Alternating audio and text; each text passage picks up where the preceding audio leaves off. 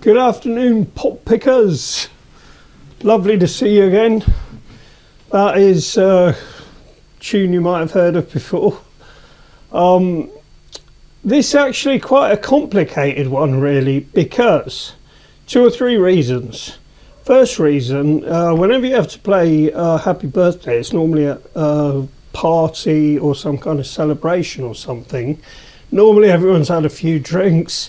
Somebody normally pipes in with the actual tune. It's always in the wrong key. It takes 2 minutes for everyone to kind of get into some kind of correct harmonization.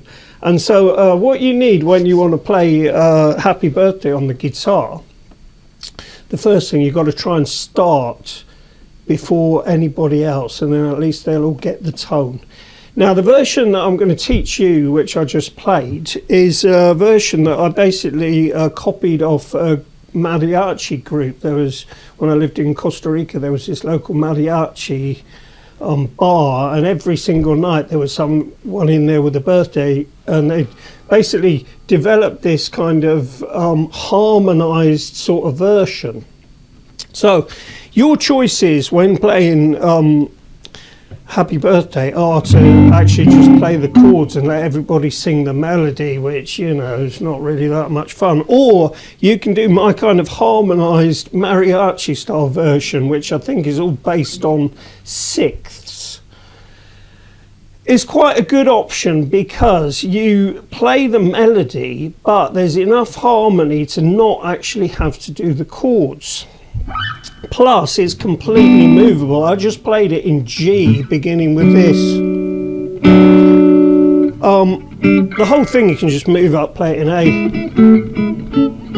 A, etc. Any key. And so G's quite a nice one to begin with because the melody or the tonality works really well for women, and it works well for men because you all know the versions where somebody has sing like really deep, or you end up doing like a sort of falsetto or something. Anyway, let me show you how to play it, and then I'll talk you through some of the details. So, opening phrase, we are on the D string and the B string.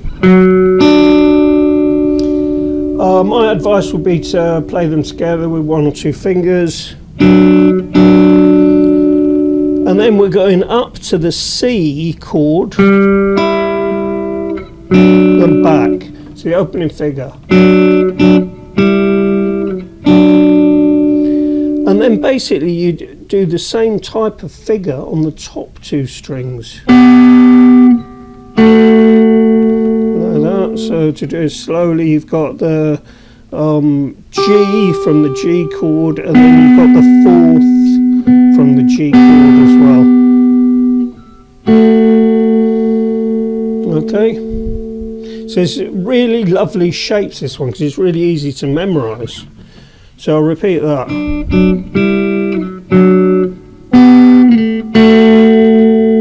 Then the second part is obviously, you know, the melody, but the second part is based around the same G shape and going to C again.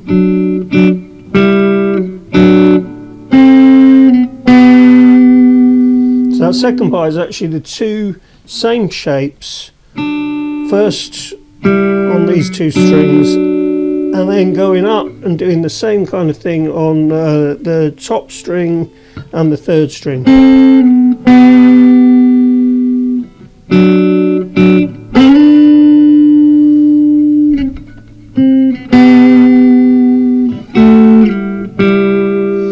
So this part here is all based around what sometimes I think they call the like blues box or something, where you've got this kind of shape, which is probably the top of a G7th chord, or even just a normal G chord actually. So So that part I'll do it again.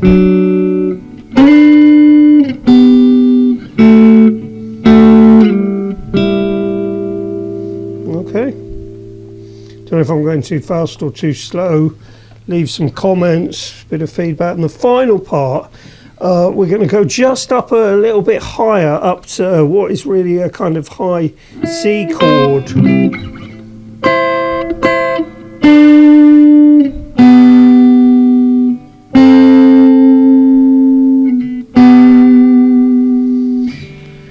So that's basically it. It's very simple, effective. The thing you want to do with this, you need to absolutely memorize it, because it's a total stress out when you're in a party and everyone's kind of looking at you to kind of get the tone. And if you mess up something as simple as happy birthday, I mean, you look pretty bad. When I normally play this, I usually, for a bit of a laugh, end it with the Benny Hill theme. So it would kind of finish like...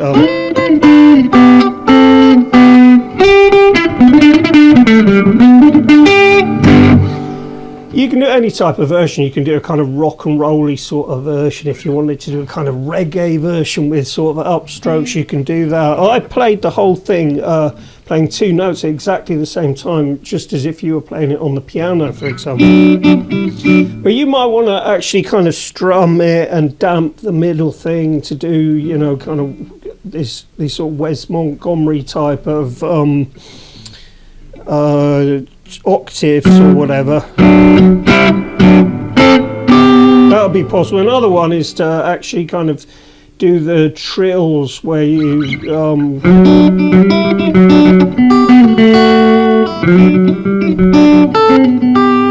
so that's another possibility there.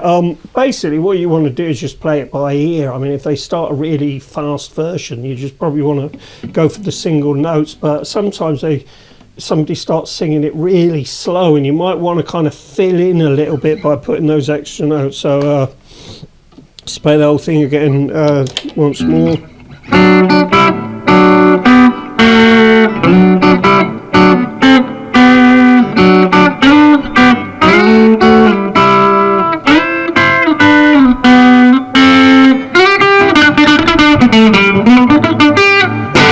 Hope that's been a help.